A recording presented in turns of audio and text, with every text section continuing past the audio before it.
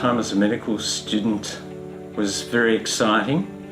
It was in the late 60s, which was a period of dramatic change in society, a bit of upheaval with the Vietnam War being on at the time. Well, my time as a medical student at Melbourne University for me was a very exciting and formative time.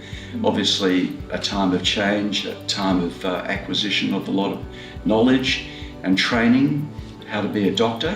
The initiating factor in a group of 1972 graduates getting together to fund a sculpture was that we celebrated our 40th reunion, our 40th graduation from medical school last year. The idea was really, I think, something to inspire and something aspirational, a model of the medical progress to recognise the 150 years of the Melbourne University Medical School.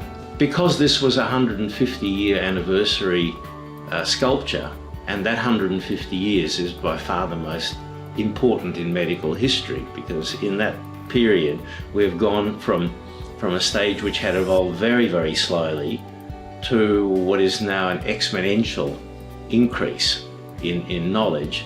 I wanted to build that into the sculpture as part of that enormous explosion of medical knowledge.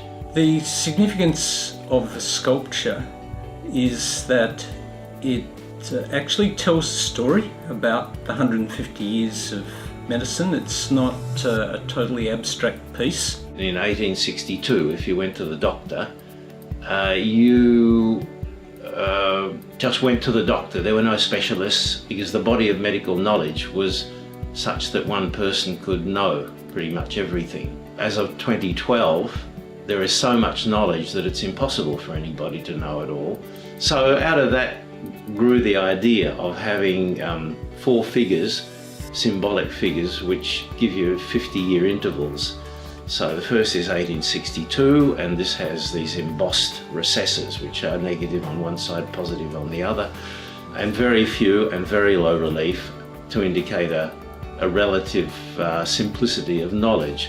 And then by 2012, there is just a mass of very deep negatives and positives, lots and lots of holes, because we now have so many different ways of looking into the body. It really conveys an image of medical progress that have developed over the past 150 years. But I think it also embodies that medicine is about caring, about looking after people, and that's remained a constant over 150 years, and I think one of the main aims of the medical training in our medical school. I had a felt material which I soaked in wax. Each section is then encased in a heat-resistant plaster mould. That is then put into a kiln, which burns away the wax and the felt. That mould is then taken out of the kiln, metal is poured into the space, and whatever was in wax is now in bronze. What motivated us to want to donate to the university was that we all enjoyed our time in medical school very much. We made lifelong friends in medical school, and without our medical qualification from one of the finest medical schools in the world, we would not have achieved collectively what we have in our careers. I think the opportunity to have an artwork to really recognise and symbolise 150 years of developments, many of which have been made by University of Melbourne Medical School graduates.